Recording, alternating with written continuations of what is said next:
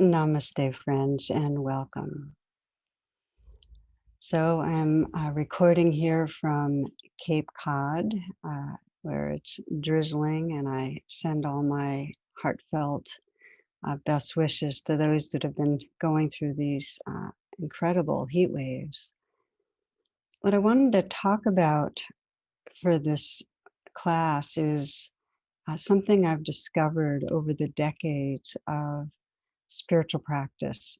And that is that there are three particular reminders about practice that come up over and over again and that I'd say most guided my practice. And many others I've talked to have felt the same, that these three are the kind of key remembrances.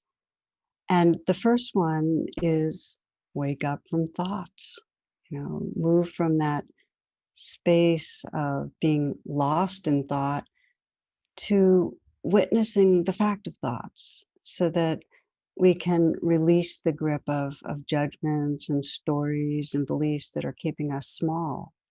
Wake up from thoughts. One elderly woman recently spoke very wistfully to me about how this gift of learning to see, oh, it's just a thought, how much not having to believe her thoughts has made a difference in her life, and how many years went by that she really felt imprisoned by the circling stories and judgments. So that's the first, wake up from thoughts. By the way, that doesn't mean get rid of thoughts. It just means know they're going on. Okay. The second is feel the feelings that are here. Open to the vulnerability that's often in our bodies and hearts. And when we get the knack of that, of staying present with vulnerability or difficult emotions, what happens is our presence intensifies. It becomes more spacious, more tender, and there's a real quality of freedom that comes with that. So we have to learn to stay with what's difficult in our bodies. So that's the second one. Wake up from thoughts, feel your feelings. And the third is remember love. In some way, turn towards love.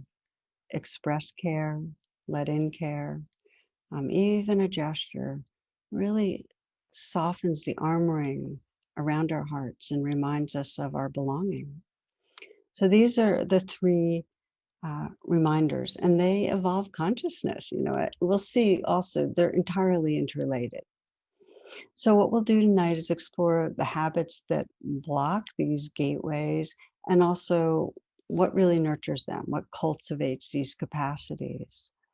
And I'm focusing on an individual level in this talk, but the societal level, having these skills is crucial. I'm right now, my heart mind is very aware of the violence that comes when we uh, have other beings that we think of as lower than ourselves.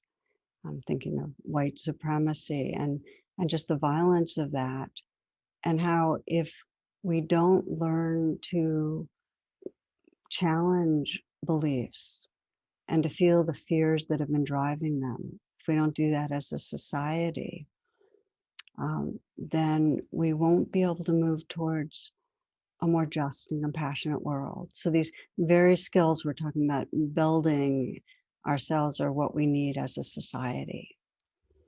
Okay, I want to start with a personal story that actually has got me thinking to do this talk in the first place. And I mentioned I'm on Cape Cod right now. So I was walking, this is about 4 days ago, I was on the beach and walking on the sand. And then I tend to walk and then I'll stand and meditate in one place. And as I was walking, I was feeling a lot of pain in my knees and pain in my hips and my lower back, and feeling really beleaguered because it's been going on for some time, and kind of grim and self-protective because the sand is on a slant where I was walking, and kind of anxious about, oh my gosh, this keeps going, my body's failing. And so I became aware of the thoughts that were going on, that pain was the enemy. I was really the idea that I was kind of positioned in my mind of being at war with the pain and the deterioration and fears about the future. I have family, my grandchildren coming in a few weeks, who will be visiting, and fears that I won't be able to show up the way I want to and engage and play and really be available because my body, feeling self-protective of my body, and then also the thoughts and sense of being embarrassed about getting older, having an aging body. Okay, so wake up from thoughts, become mindful of that. So that was what I started having a little more space, just noticing, okay, these are the thoughts and stories that are here. And then dropping into my body, feel the feelings. It was intensely vulnerable and unpleasant. Um, and I just had to keep telling myself, stay. Just there's an image that I brought up. I got this from something I read years and years ago. Uh, I think it was a French writer described the emotional pain as an icy couch in our body, kind of in the throat and the chest, that we actually have to, it's like letting our form sit down and rest in this icy couch. And that's what it was like coming into my body and just kind of in some way accommodating to feeling the squeeze and the pressure and the kind of agitated heat of fear in my body. Be with that. Okay, so I stayed and I stayed. And gradually, in the staying, as I mentioned earlier, more space opened up. There's just more presence. And I started sensing, the vulnerability was there, but so was the sound of the wind and the watching the waves rolling in. And there was a larger world.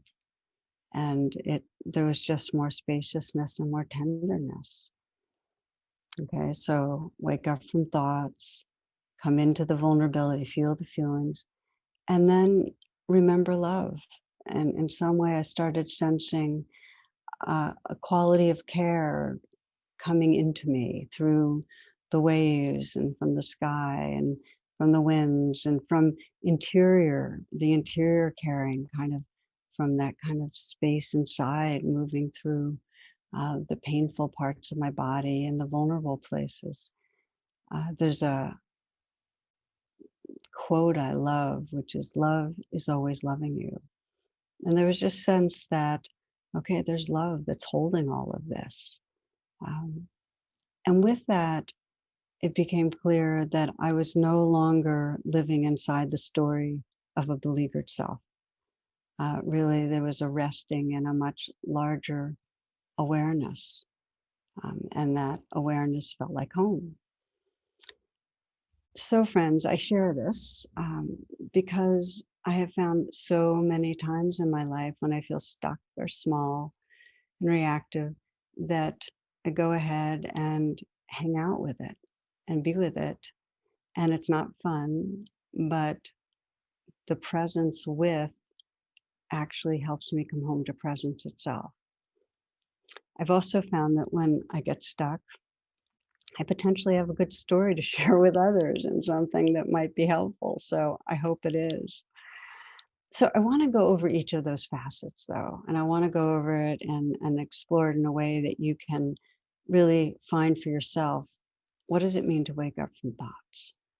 What does it really mean? How do I do that? And maybe I'll start that one with a short anecdote. A couple from the Northwest decided to go to Florida one year when it was a particularly icy winter. And they were going to stay at the same hotel where they had their honeymoon. But their travel plans, because their schedule's so hectic, they had to go one day apart. So he flies down on Thursday and goes to the hotel and checks in. And there's a computer in the room, and she's going to come in the next day. So he sends her an email, but accidentally he left out a letter in her address. So he sent it and it didn't get to her. Instead, somewhere in Houston, a woman who's a widow had just returned home from a funeral. Her husband, he had been a minister, and he was called home to glory following a heart attack, as the minister that was conducting the funeral said, called home to glory. And the widow decided to check her email, expecting messages from relatives and friends.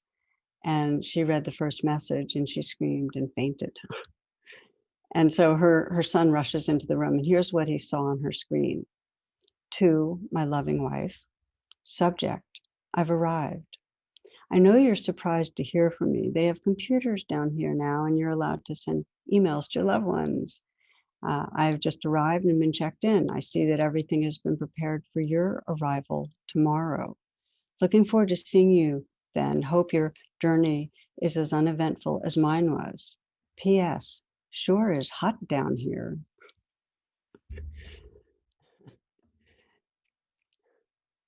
So we live in a virtual world most of our day. You know, we're thinking about things, we're reading emails, we're sending emails and so on. And we take our thoughts to be reality. We take what we see and read, our interpretations as real, and we react. And the truth is that some thoughts are useful. They're good representations and can serve us in navigating life. And others are not. You know, they're false news. We're misinterpreting it. You know, the thoughts that are really obsessive worry or judgment, they're not so useful. So unless we're able to pause and be aware, this is a thought. This is a thought. We don't have the discriminating wisdom to really access the larger perspective. The key element that we're really cultivating here, this mindfulness of thinking, is known in Western psychology as metacognition. And it's our superpower, that we have the capacity to observe and recognize thinking. We can do that. And in a moment that you're mindful of thoughts, you're not inside the thought. Think of the thought like a cloud.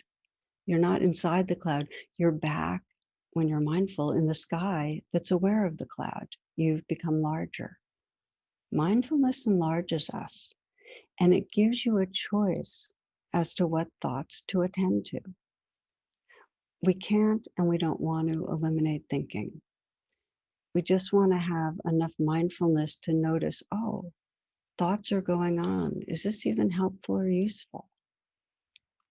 As I mentioned with the woman, the elderly woman at the beginning, so many people find after learning mindfulness, their biggest realization and gift is, I'm not my thoughts. I don't have to believe my thoughts. They're able to say, it's just a thought. Very powerful. Right now, you might want to just pause here and reflect on the last time you were out shopping or commuting or walking in nature, but it's the last time you were out doing something away from your home. And just remind yourself where you were. Maybe you're out right now, in which case pick a time from yesterday. Remind yourself where you were and what you were doing.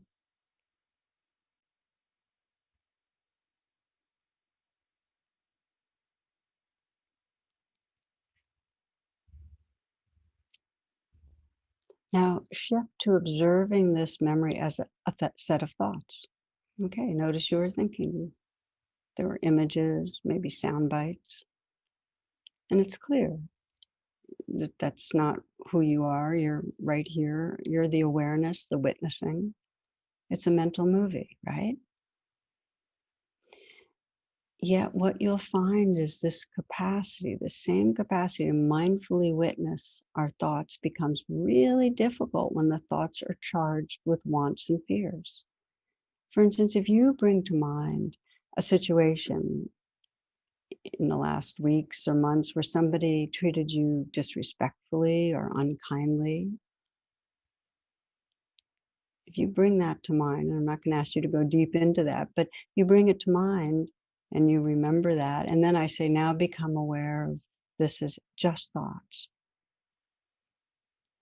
You may notice how much your sense of your being has become blended with the thoughts, how much they take over your mind and your feelings. So why does this matter?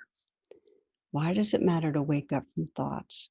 And it's because when we're suffering, we're caught in a looping of thoughts and feelings. The thoughts are being driven by fear and they reinforce fear, are driven by wanting and they reinforce wanting. And we get locked in moods of dissatisfaction, of craving, of fear, of anxiety, of depression. We get locked in them because we don't have the capacity to step out of our thoughts, to notice that thinking is going on. I think it was 11 years ago, 10 or 11 years ago, there was a Harvard study. It became very well known that, and they showed that 46.9% of the time our minds are wandering. So almost 50% of the time our minds are wandering. And this is what's important, wandering does not correlate with happiness. Our habitual thought patterns, where we wander to, is usually fear-based. And it keeps a certain mood going in our heart and our body. From Buddhist psychology, whatever you frequently think and ponder upon, that will become the inclination of your mind. And it affects your heart and your feelings. So you might even sense today, what have your thoughts been circling around?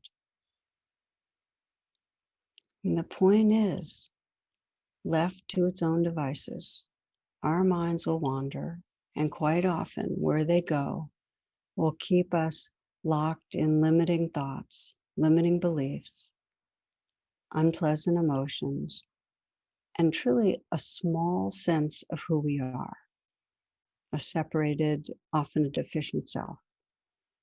So there I was, on this beautiful beach, fixated on my frailty, on the stories that were fearful. So it requires mindfulness to recognize thoughts as thoughts, and we have to train in that.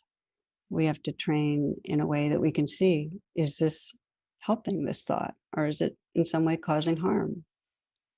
There's a little story of a child who said to his mother, "Mommy, imagine you're surrounded by 10 hungry tigers. What would you do?" And the mother kind of said, "I don't know. What would I do?" And he said to her, "Stop imagining." We need to stop. So here's the some a little bit about training and mindfulness of thoughts, and that really there's two levels. And one is just to know we are addicted to thinking as a way to control our world. So in some way, just to notice, okay, thinking's happening. Annie Lamott says, my mind is my main problem almost all the time.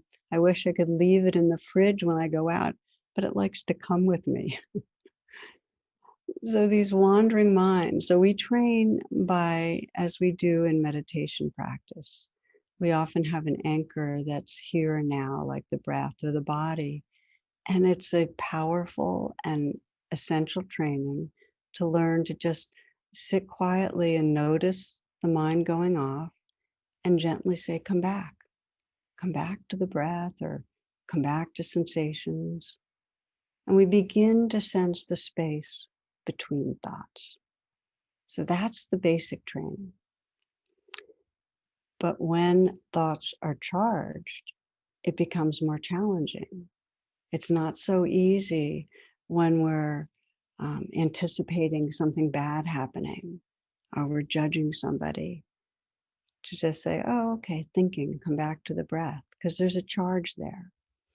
And this is when we become identified and we lose ourselves. They possess us. And here's the thing.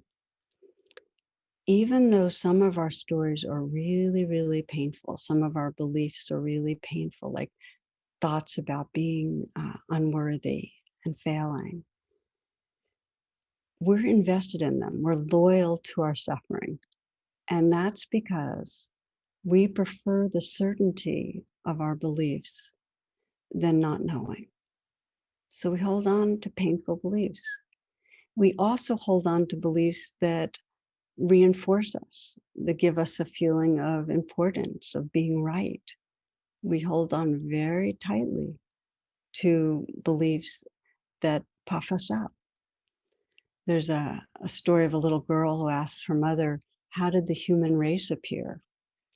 And the mom says, "Well, God made Adam and Eve, and they had children, all mankind was made." And then she goes and asks her father the same question. And he says, "Well, many years ago, there were monkeys, and the human race evolved from monkeys." So the girl's confused and she goes back to her mother and says, "Well, how come you told me the human race was created by God and Dad said that we're developed from monkeys?" And the mother answered, "Well, dear, it's very simple. I told you about my side of the family, and he told you about his." So one-upmanship, that either way, whether the beliefs are, putting us down or putting us up, we have what's called a confirmation bias, which means if we don't challenge the beliefs, we actually move through the world with a filter looking for evidence that supports them. And hence we have this huge polarization on a societal level, because there's such an addiction to being right and to only taking in the evidence that supports our views. Okay, so the training. One of my teachers, Sri Nisargadatta, says that illusion exists because it's not investigated. The training in waking up out of limiting stories and beliefs requires curiosity and courage. In a way, we have to be more interested and have more love for truth than for the comfort of feeling certain. We have to be more in love with truth than wanting to be certain. And there's a basic understanding that I find really, really helpful in my practice, and I share it a lot. I got it from Tsoknyi Rinpoche, a Tibetan teacher, is the phrase real but not true. And if you've been with me for a bit, you know it. It's very powerful. And real means, yes, our thoughts and stories are real. They're appearing in our minds and they're affecting our life, but they're not the truth. They're not actual reality.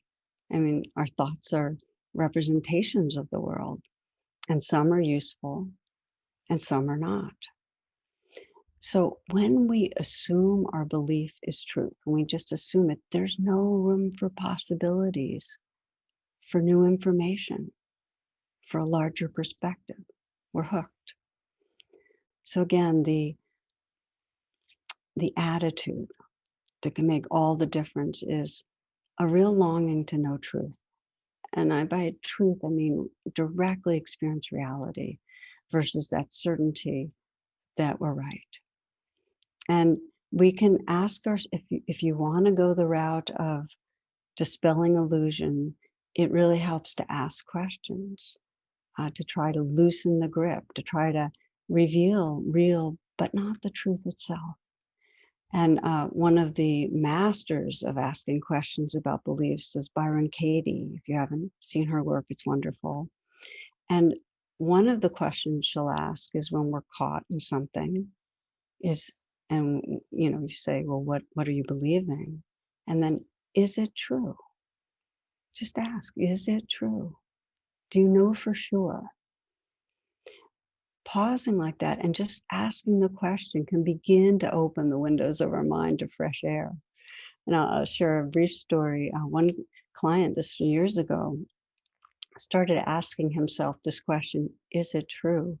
During a painful standoff with his teenage son, because he had assumed, this was his belief, that if I don't let him know I'm angry or disturbed about how he's behaving, if I don't let him know my judgment, he'll never become a responsible, productive adult.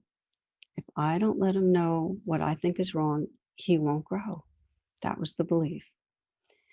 He started asking the question, is it really true? And it stopped him in his tracks because he realized that he really didn't know whether his confrontation, his ongoing confrontation with his son was helping. He continued to ask the question. He'd pause and he'd listen to what came up, and he started getting open to other possibilities. And he told me, maybe it's more important that he gets that I trust him, that he's basically a good kid, than always hearing from me about what's wrong. Which, as I say, it just brings up a lot of sadness, because so often in our interactions, we feel like if we don't let people know certain things, they won't change. And it doesn't help. It's really helpful to just pause and say, is it true? Is it true that this is right? So this is the first domain, and I spent some time on it on purpose because we get so buried in our thoughts and our beliefs. So it's necessary to wake up from them. And if we want to reduce the power and the grip of them, then it goes to part 2, feel the feelings underneath. Because otherwise, the looping of thoughts and feelings will go on for days and for decades. And here's the challenge to feeling the feelings, part 2 of this talk, is that with any pain, our first reflex is to pull away. And the more pain, emotional pain, the more we pull away and dissociate. With trauma, full dissociate. And also with trauma, coming towards where the pain is can re-traumatize. So we have to take care. The training, the basic training, is to turn towards, to lean in, to open, to contact, to be intimate with vulnerability. And as I mentioned, if it's traumatic, then rather than directly leaning in and touching the trauma, we go to part 3, which is remembering love, finding safety. But for now, let's assume the domains, and I'm going to be inviting you to work with something that's challenging but not traumatic. This step is lean in. Just as on the beach, I said, okay, sit down on the icy couch, feel what's here.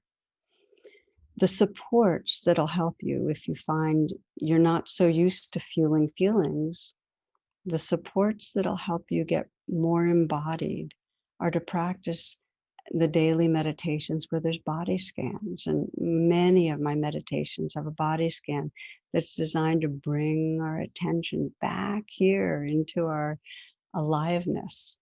And also meditations that have a lot of, that bring the breath to the foreground so we can breathe into our body and feel the breath. And then when things come up, just to invite yourself in, invite yourself to say, what does this really feel like? And check your throat, your chest, your belly. Okay, a story. This is another man I worked with. He was came to my weekly class and was a professor at an area college. And his wife was divorcing him, and he had been through their marriage very depressed and removed, and she wanted intimacy, was going to find it elsewhere. So it brought up a belief. And this is the belief, because I always will ask people when they're struggling, what are you believing? And the belief was, people will leave me if they know me, that I'm not worthy, that nobody really will want to be close to me. And the looping that would happen would he'd feel insecure inside because of it and defensive, and then he'd have more thoughts about how he really wasn't going to be likable or lovable. And he built his behaviors in his marriage around that and his life. He led with his intellect and did not open to vulnerability, and he had been very immersed in work and sports. He was embodied in the sense that he was athletic, but he was very competitive. He wasn't like really feeling into his body. So he was out of touch. Well, the divorce cracked him open. So we, as I mentioned, that question, what are you believing? And it really came down to, I'm unlovable. And I asked him that question, is it true? He said, yeah, I'm unlovable. I said, are you sure? He says, well, not sure, but it feels that way. And I'll just make a comment. It's a really useful question to say, is it true? Are you sure it's true? And even if you or the person you're asking says, yeah, it feels true, just the inquiry occurring creates some space for a question. It it creates some notion of possibility of something different. So it's really helpful. It creates a wedge, even if somebody says, "Yeah, it feels really true." So then the next question I asked, this is where we're talking about really opening from the thoughts and the beliefs, is what's it like when you're believing this? What does it feel like in your body when you're believing you're unlovable? And this took some time, but over time, he started contacting the unlived fears he had about abandonment and the pain of abandonment and the pain of loneliness. He had spent much of his childhood either having his mother angry at him for disturbing her or for having needs, for when he was very young he would cry and she wouldn't come. She was very narcissistic in the sense that she could be affectionate but she could also be rageful, and he never knew which mother he was going to get. So he felt very unsafe that she did abandon him at times. So our work was feeling feelings. Can he attend to that young part of himself and feel the rawness of that loneliness and that fear, and also the shame, like that she doesn't want to be with me, something's wrong with me. So this was stuff he'd been running from for a lifetime. So I don't want to make it sound like it was a quick process, feeling the feelings coming over and over again. But increasingly, he learned to relate with a tender presence. And here's the thing, the more we actually get in touch with the vulnerability in us, the more there's a natural compassion that arises, which brings us to the third part of our exploration, which is remembering love. That there's a naturalness that will get more tender. And when we become intentional about remembering love, that tenderness becomes a powerful healing force. So this is the third element, turning towards love, calling on love. And the reason it's so important, our suffering comes from separation, that we have forgotten our belonging. Trauma means cut off, disconnected. And even when it's not trauma, when we're having a hard time, we're disconnected from ourselves in some way, turned on ourselves, are feeling disconnected from others. Any remembrance of love, of caring, helps to dissolve some of that armoring around the heart, some of that sense of separation, and remind us of belonging. Let me share with you a poem. This is Jeff Foster.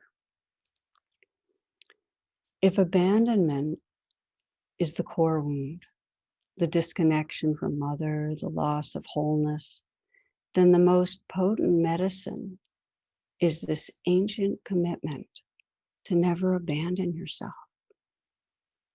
This ancient commitment to never abandon yourself, to discover wholeness in the whole mess, to be a loving mother to your insides, to hold the broken bits in open awareness, to illuminate the sore places with the light of love. I think of this as the spiritual reparenting, that if the wound is abandonment, if the wound is feeling separate, rejected, judged, then the medicine is to hold that wounded place with acceptance, with love. So how do we foster that? And there are many pathways of offering care to ourselves and offering our care to others and feeling our loving heart. Because when we offer care to others, we feel belonging too. But I had a question very recently. What about someone who's never experienced being loved?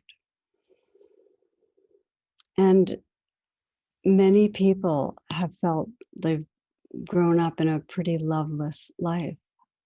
And what I like to say is that there's always a tendril of where we feel some connection. It might not be full blown, but here's the thing, the nature of reality is that everything's connected.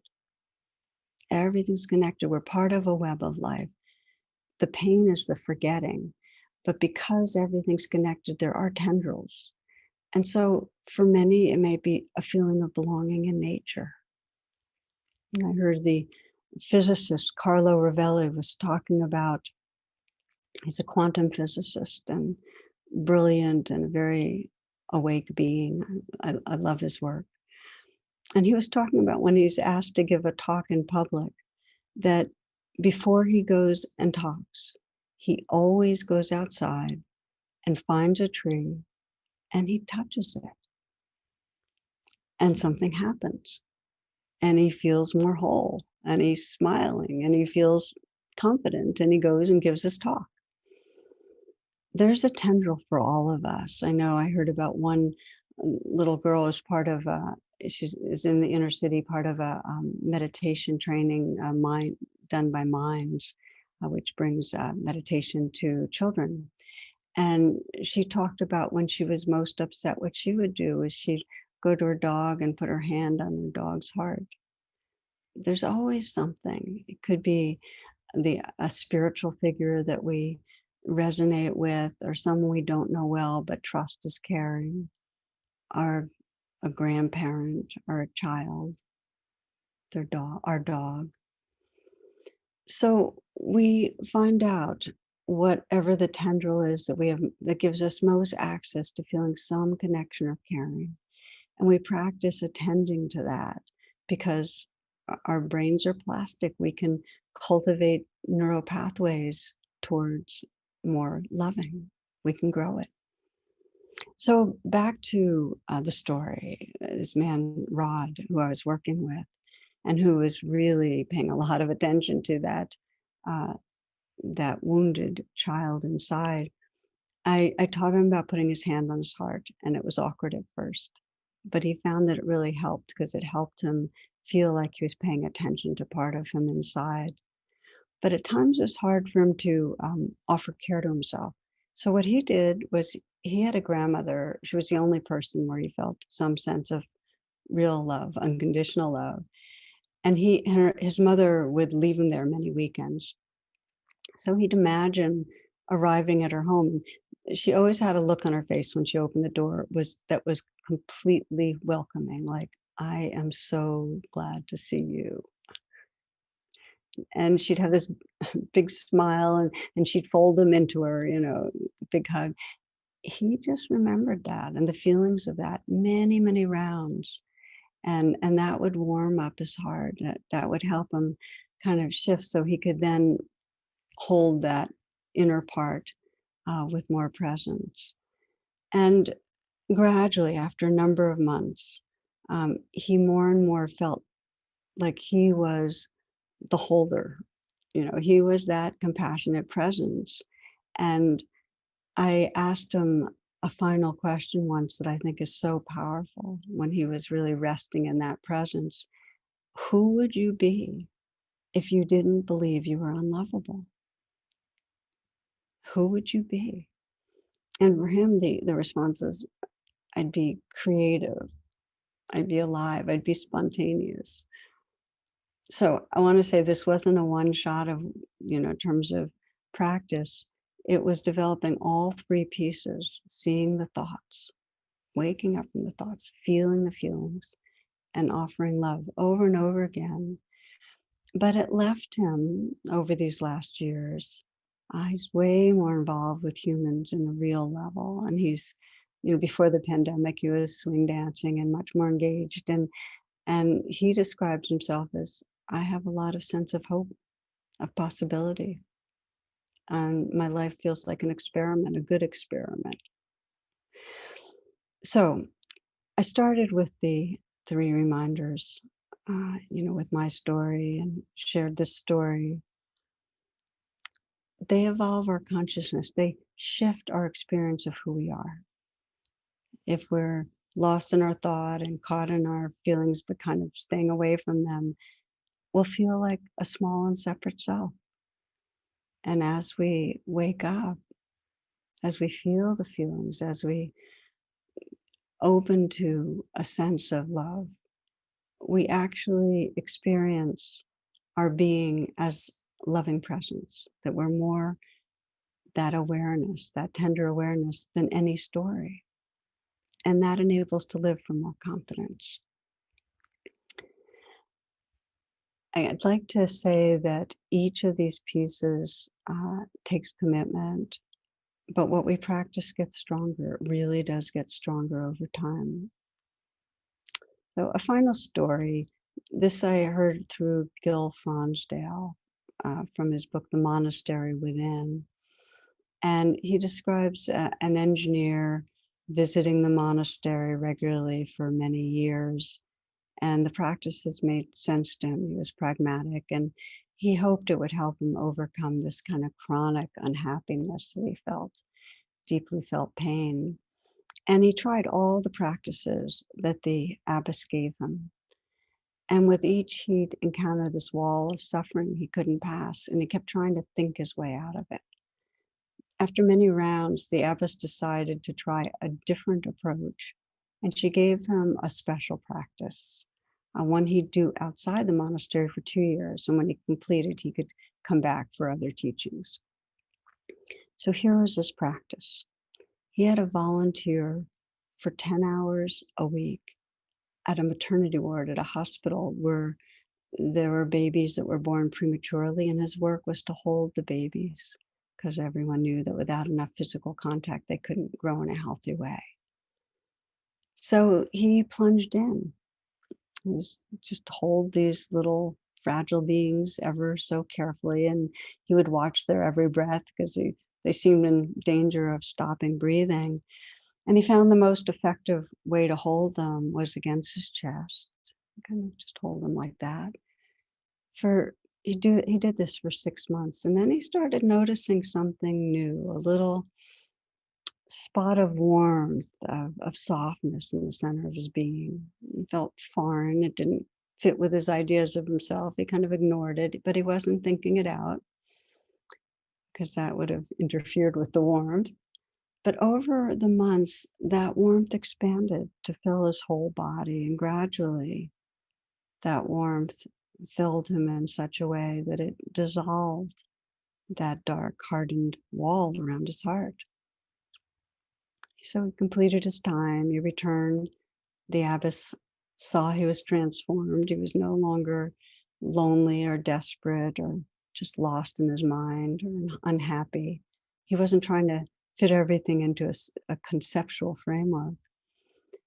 And her new instructions were, when you meditate, don't think about what's happening. Rather, let your awareness be seated in the tender warmth you feel in your body. And if you do this, any meditation you practice will be fruitful. Don't think about it. Come into your body. Be with that tenderness. And he found this to be true. This was his pathway from head to heart to this tender awareness with inner experience with life.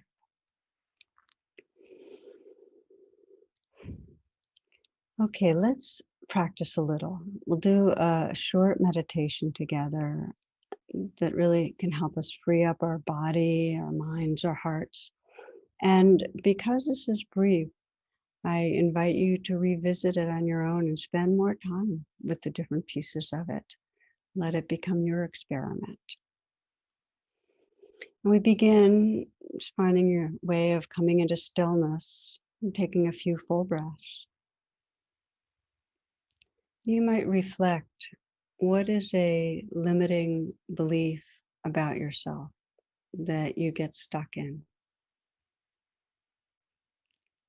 It may be one of the core ones. I'm unlovable or unworthy. I'll never have an intimate relationship. I'll never be happy. I'll never be successful. I'm bad at everything I do. But some belief about yourself. that's painful.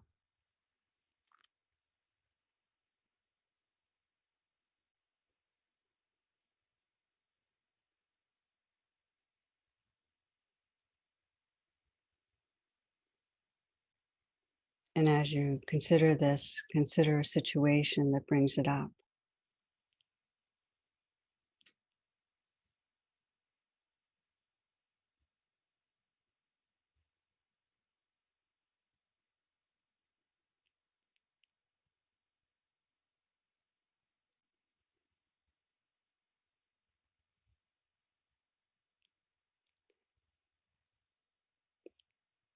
Let the situation be close in, be aware of the thoughts and feelings, and begin by asking yourself again, well, what am I really believing here? What am I believing? And just sense the deepest thing you're aware of that this belief roots down into. What are you believing about yourself or your world or what's possible?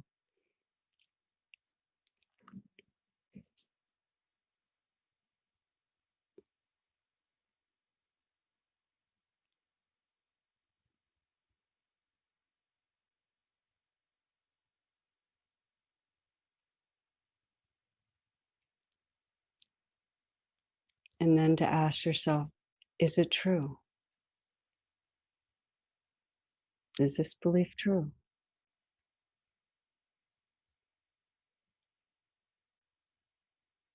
Am I sure this is true?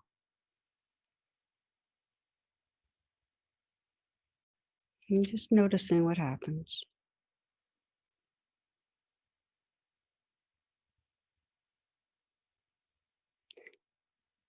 And let yourself now sense the worst part of this belief.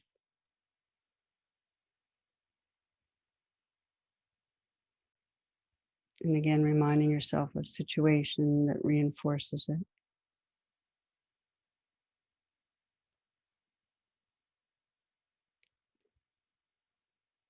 And ask yourself, how does it feel in my body when I'm believing this? In my body and in my heart.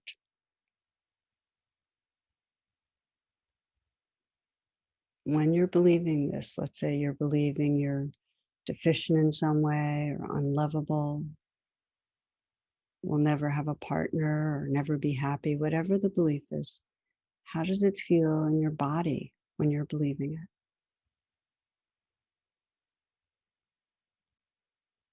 You feel your throat, your chest, your belly.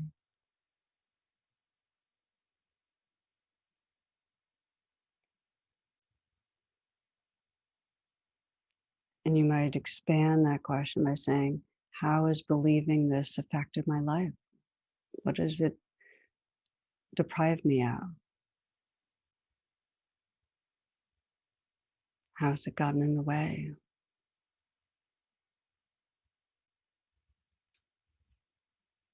What's the impact of this belief on my life, on the way I live, on the way I relate to others?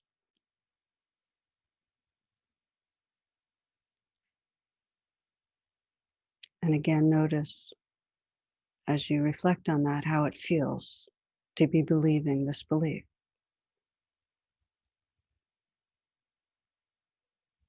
And let yourself acknowledge if there's suffering there, the pain of that. And let yourself acknowledge if there's sorrow. Sometimes there can be a soul sadness just for the shape, the landscape of our life, how our beliefs have caused suffering in our lives. Just have that honest acknowledgement. This is painful. And you might put your hand on your heart if you haven't already, and keep company with that. Keep company with whatever you're feeling. In these moments, just to honestly notice, what's it feel like right now? See if you can be intimate with the feelings, breathing into them, holding them with some tenderness.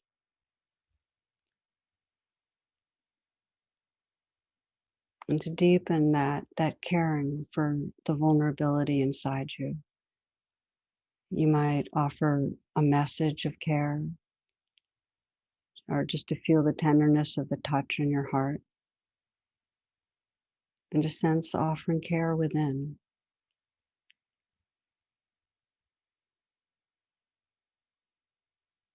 Maybe there's a simple message of trust your goodness.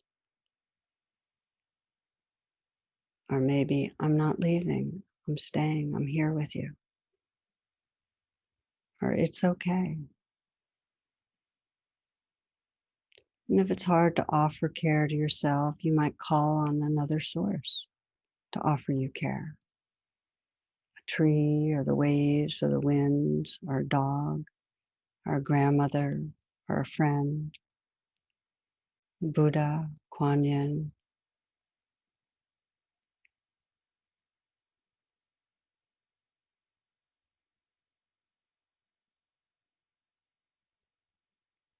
Remember love.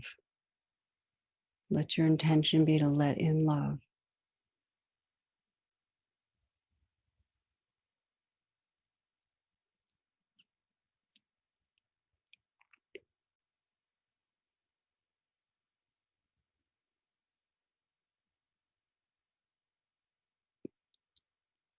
Widening the attention, just noticing the presence that's here right now.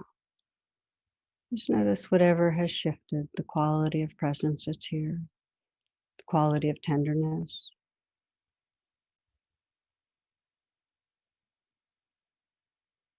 And you might ask, who am I if I'm not believing something's wrong with me?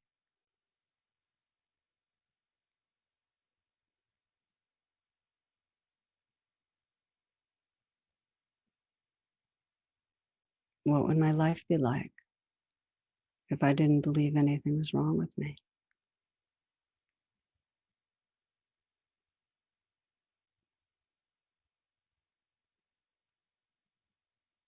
Again, just let go and open into whatever you notice.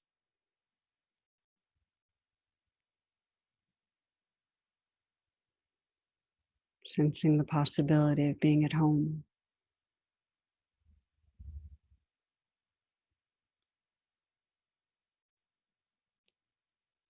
This is a poem from my friend and poet, Dana Faulds.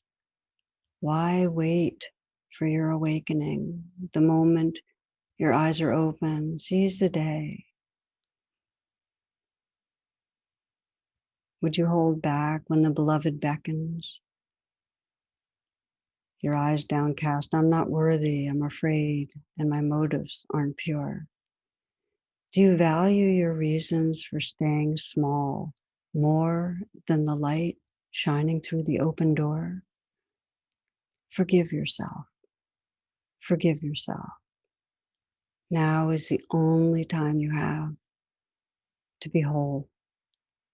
Now is the sole moment that exists to live in the light of your true nature. Perfection is not a prerequisite for anything but pain.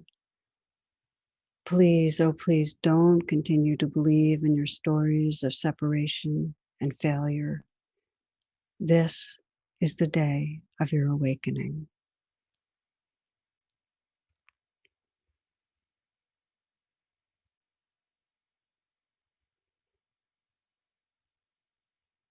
Now, taking some breaths, and if your eyes are closed, coming back, opening your eyes.